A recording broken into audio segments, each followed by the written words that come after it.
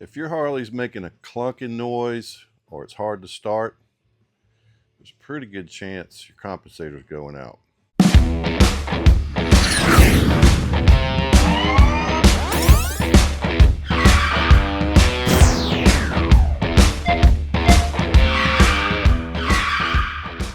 If you ignore it, you're going to have bigger problems than you already have. Today we're going to break down what a compensator really is and why Harley-Davidson put it there to start with. So what a compensator does. A compensator is pretty much a shock absorber between the engine, specifically the crank, and the drivetrain, including the starter. So each time a combustion cycle takes place, that's like a hammer blowing. And it can be, without a compensator, it can be a choppy, jerky sensation to try to pull away. So the compensator smooths that out and makes it a lot more enjoyable to pull away from a stoplight and change gears and things like that. That's what a compensator is designed to do. One other thing it's designed to do is if your engine were to kick back on you at start, it gives it a split second to not just rip the starter apart, not literally, but figuratively. So that does a couple of different things. Just think of it like a cushion between the engine and the drivetrain. That's what it does. Back in the early days, there was no compensators because the engines weren't that powerful. But today, engines are very powerful, especially the 24, 25 models. Then when you add a cam, you're easily pushing 140 horsepower and 140 torque. These numbers can be created today with just a cam install. It took thousands and thousands of dollars 10 years ago to achieve that. Well, a little bit longer than 10 years ago. Back in the twin cam days, it cost thousands of dollars to get 100 horsepower out of a twin cam 88. But I digress. So with that said, the compensator is pretty needed on these bigger, higher horsepower engines. It's also lugging the engine, like lugging through a parking lot real slow with the clutch all the way out, and you're just, 1,200 RPMs trying to through a parking lot. That is another reason why you would want a compensator, to help smooth that out. All right, let's cover why they fail. Lugging through parking lots, pulling a trailer, riding your clutch, things like that will cause premature wear. There's springs and ramps inside the carburetor that wear over time. The factory compensator is barely enough to work. It does work, but it doesn't work forever.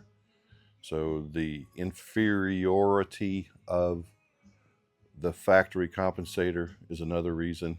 All right, this is a modern compensator ramp. And usually what happens, we see it all the time from the 17 models to current. These things will break in this thin part right here. It'll break into 3 pieces. When that happens, you're not going anywhere. The bike's, you call a buddy with a trailer or a tow truck, your bike's not moving. The connection between the engine and the transmission is gone if this breaks. This is a cast piece, and I don't know if you can see it. I'll try to see if I can show you. But there's some what's called galling right in here. It takes the smoothness of the ramp away. It makes it really, you can see it right in here. This is a fairly weak metal. It just doesn't hold up over time, especially with these high power motors. So there's a couple of options for this. One of the options is, of course, replace it with a stock one. That would be the most economical choice. Another choice is the S&S or the Cyclorama billet ramp. Much higher quality piece. It's not apt to break. Matter of fact, I don't know any of them that have broke that are the billet style. There's 3 or 4 companies that make them, but those 2 are the ones we use, the S&S and the Cyclorama.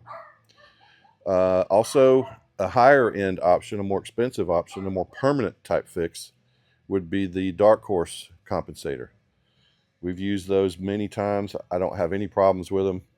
Some of my viewers report that they're rough and they give them a hard feel and they're noisy. I don't see that. I haven't experienced that to be a problem. Neither has any of my customers. So I don't know where that's coming from. It's a quality product, very easy install, not a lot of guesswork at all, if any. It's just a replacement part, and it works.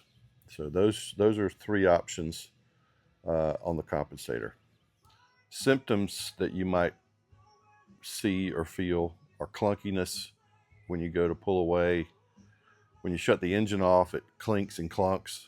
Hard to start, especially on the twin cam engines. I think it was the Gen 2s, like 07 and up, I believe. When the compensators started to wear, it would be hard to start when the bike's hot. I know it don't make no sense, but that's what happens. So when your bike, if you have a second generation twin cam, the symptom of it not wanting to start when the bike's hot, that's your compensator. So the compensator isn't a bad design. It's just the engines are more powerful, and the factory's not putting in a compensator that's worthy of the power that these things make. So if you have a modern bike and you want to eliminate possible problems, change the compensator out, and you can ride worry-free for years and years and years. So, as usual, I really appreciate you watching. If you like what I do, hit the subscribe button. If you don't, thanks for watching anyway, because I know you got this far in the video. I'm always here at the shop, usually. If you have any questions, you're more than welcome to email me or call on the phone. If you're within 100 miles, come on by one day. You know, if you have something you want done, come on by and see the shop, talk to us. We're just regular dudes. So, I'm Steve Carr, and I'll talk to you later.